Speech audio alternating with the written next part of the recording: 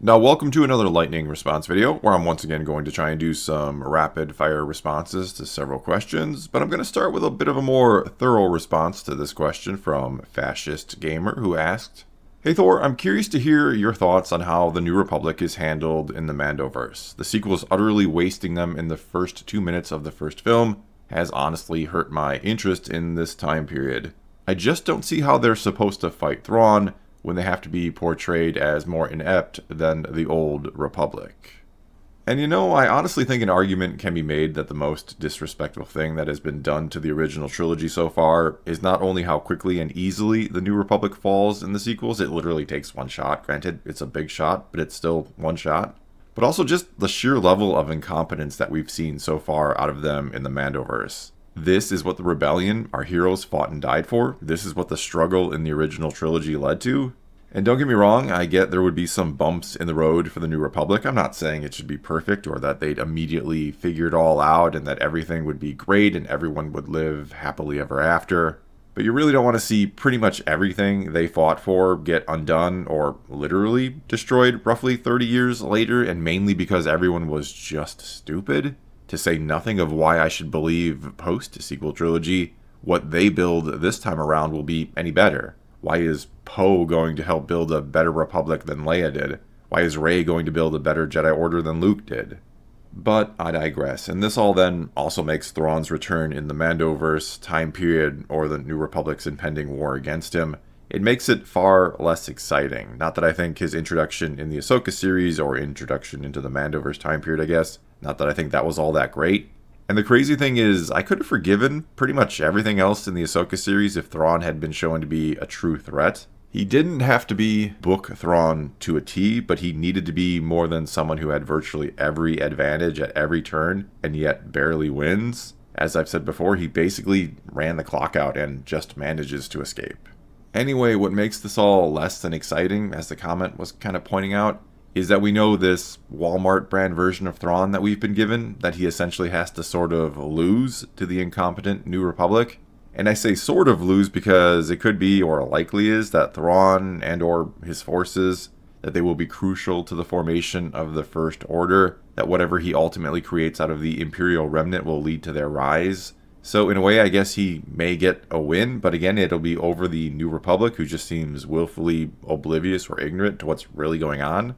I mean, are they even going to believe Ezra about Thrawn being back, or will they continue to bury their head in the sand until he strikes first and gets a big victory or something over them? And what role will the heroes of old play in this coming conflict? Will Luke, Han, Leia, Lando, will all of them be a part of stopping Thrawn? Will they then, in a way, give them the win they were, you could say, denied in the sequel trilogy? And by that I mean Episode 7 really should have been all of them, all the old characters, along with the new ones, all of them coming together, on screen at the same time, and stopping a brand new threat to the reformed and not incompetent New Republic that had 30 years to get their you-know-what together, as well as Luke's new Jedi Order also being there and having their stuff together, before things then went really, really wrong in the next movie, in Episode 8, before they'd be put right mainly by the new heroes and by some of the old ones in the final movie of the trilogy. As I've said before, that's basically what I think should have been done with the sequels. But anyway, I digress again, and I do wonder who will lead the charge against Thrawn. Will it be the heroes of old? Will it be Han, Luke, and Leia, and so on? Or will it be Ahsoka, Ezra, Sabine, and Mando and Grogu, I guess, who are kind of working for the New Republic now? And if so, how do you explain where Luke, Han, Leia, and Lando are? What are they up to that they couldn't find the time to help save the Republic that they had worked so hard, fought so hard, to help create in the first place in the original trilogy?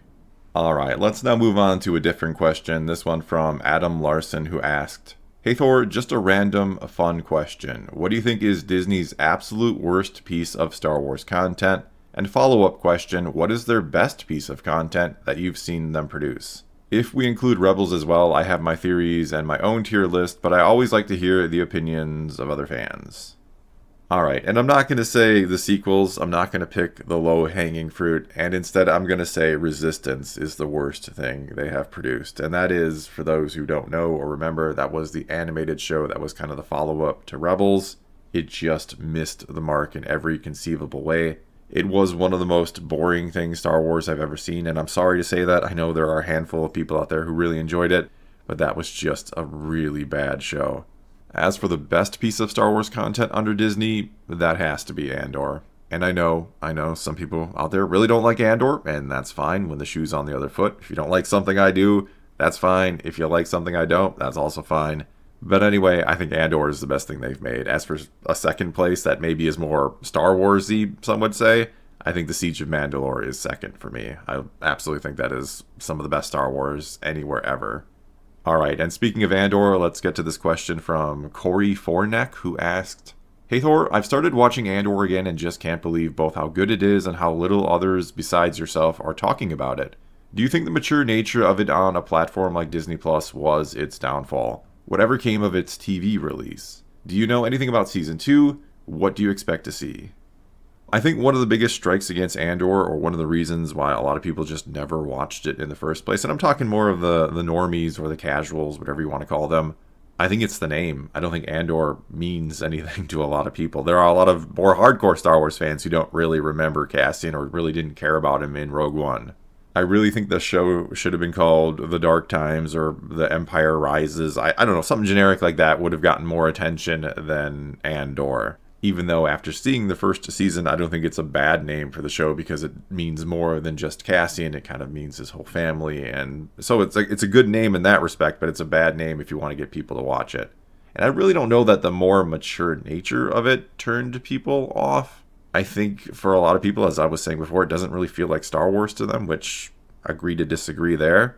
As for knowing anything about Season 2, well, it's done filming. The rumor, or what everybody kind of figures, is that we should see it early next year.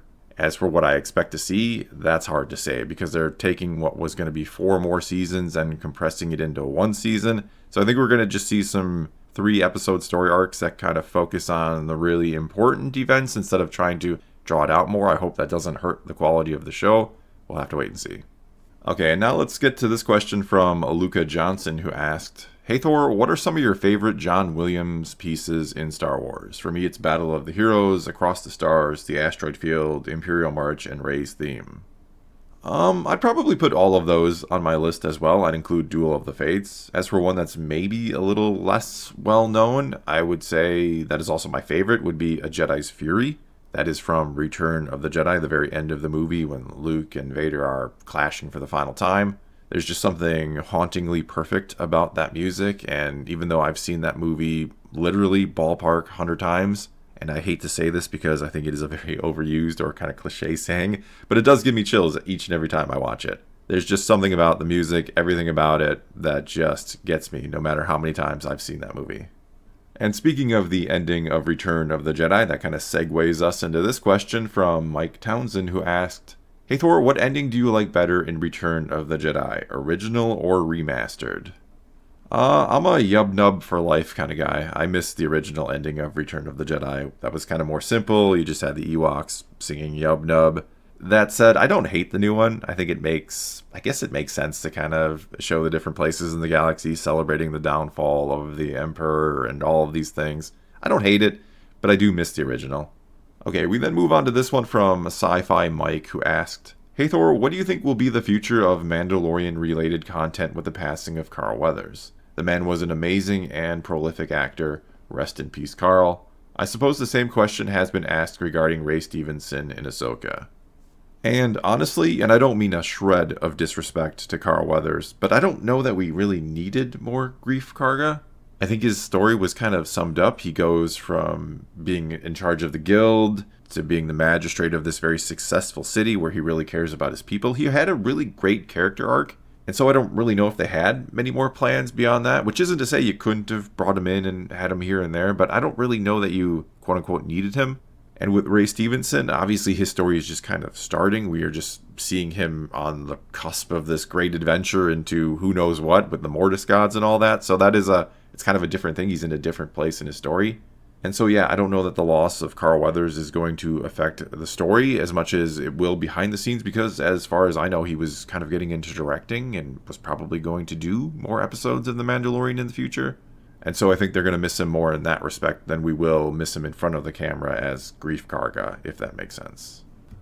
Alright, let's now move on to this one from Pewix Productions. I'm probably saying that wrong, so my apologies.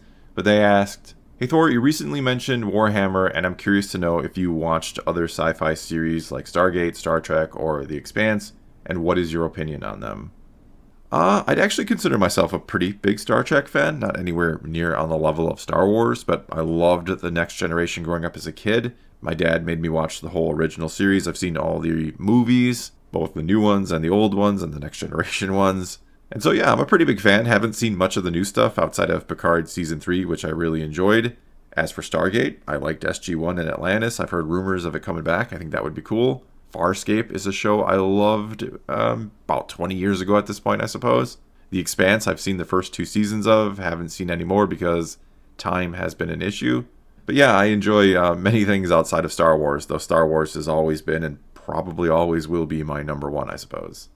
And speaking of things I enjoy outside of Star Wars, let's do one final question, and it comes from Worst Word Monger, who asked, "Hey Thor, how many D&D-like systems have you tried? My favorite system is Iron Kingdoms, where armor matters more, everything is D6 based, and it feels more realistic despite the giant beasts and steampunk robots."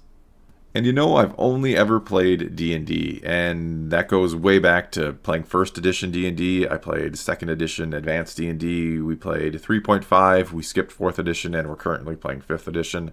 And I don't think I'm going to pick up 6th edition. I have, though, been interested in trying systems outside of D&D, which is one of the reasons I wanted to do this comment. I'm curious what people would recommend. And so yeah, I've never really played anything outside of D&D, but I have played a lot of D&D in my life across those multiple systems. But for now, I think that's all I've got for you this time before my voice gives out on me. Ironically enough, I think lost it playing D&D yesterday and getting way too into it. So anyway, take to the comments below, tell me what you think of any of my responses or how you would answer any of these questions, or ask a question for a future lightning response video by starting your comment off with "Hey Thor" and then asking away. Whatever you choose to do though, leave those comments below. Let's talk some Star Wars, and until next time, thanks for watching.